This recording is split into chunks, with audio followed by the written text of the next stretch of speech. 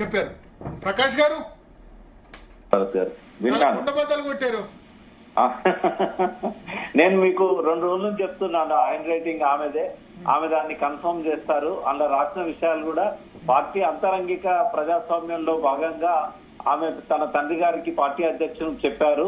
ఇది ఒక హెల్దీ వాతావరణం తయారవుతుంది. 25 సంవత్సరాలుగా నాలాంటి వాళ్ళని ఎదురు చూస్తున్న ఒక బహిరంగంగా చెప్పలేని పరిస్థితిని కేసీఆర్ గారికి నేరుగా చేరవేసే నాయకులు కూడా పార్టీలో లేరు.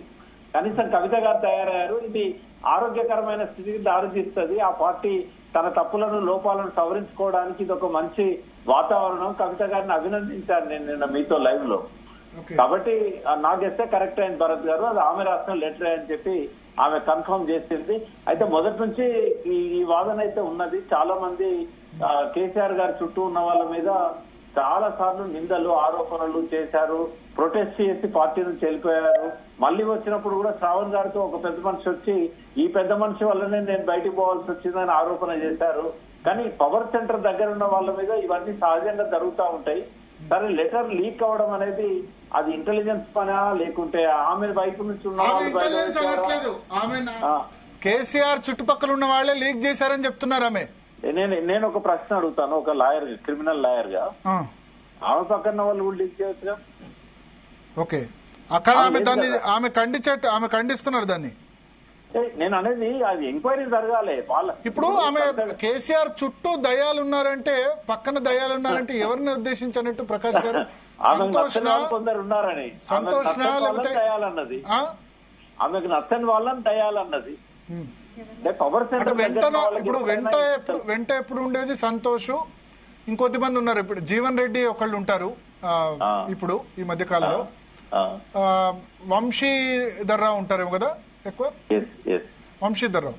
సో మరి వాళ్ళని అన్నారా, లేకపోతే ఇప్పుడు కేటీఆర్ అన్నారా, హరీష్ రావు అన్నారా, ఎవరిని అన్నట్టు? ఆమె లెటర్ కనుక కేసీఆర్ గారికి ఇచ్చినట్టయితే అది లీక్ అయ్యే అవకాశమే లేదు. నేరుగా ఇస్తే మాత్రం లీక్ అయ్యే అవకాశం లేదు. ఎందుకంటే ఆయన దాన్ని పర్సనల్ గా పెట్టుకుంటారు తప్ప ఎవరికి ఇవ్వరు. మళ్ళీ ఇట్లాంటివి అసలే ఇవ్వరు. నాకు తెలుసు ఆ విషయం. ఈవెన్ ఇతరత్ర విషయాలు ఉంటే సంతోషకో లేకుంటే పక్కన ఉన్న వాళ్ళకో, ఈవెన్ గన్మెన్లకు కూడా ఇస్తారు. కానీ కవిత రాసిన దాన్ని బయటకు వచ్చే అవకాశం ఉంటుంది అనుకున్నప్పుడు ఎవరికి ఇవ్వరు, ఆయన అట్లే పెట్టుకుంటారు. కాబట్టి ఎక్కడి నుంచైనా లీక్ కావచ్చు. లీక్ అనేది ఫస్ట్ మనం 2 విషయాలు అనుకుందాం. ఒకటి, ఆమె రాసింది అనేది కరెక్ట్.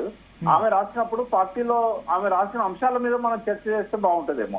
ఎందుకంటే కన్ఫర్మ్డ్ కదా, ఆమె చెప్పింది కదా నేనే రాశానని. దయాల విషయం తర్వాత ఆలోచిద్దాం, ఆమెనే అడుగుదాం ఎవరు. ఒకటే ఇప్పుడు కుట్రలు జరుగుతున్నాయని అన్నారు, దాన్ని మళ్ళీ కన్ఫర్మ్ చేశారు. కుట్రలు కుతంత్రాలు జరుగుతున్నాయి పార్టీలో, పార్టీ క్యాడర్ చర్చించుకుంటుందా అని నేను చెప్పాను అంటున్నారు.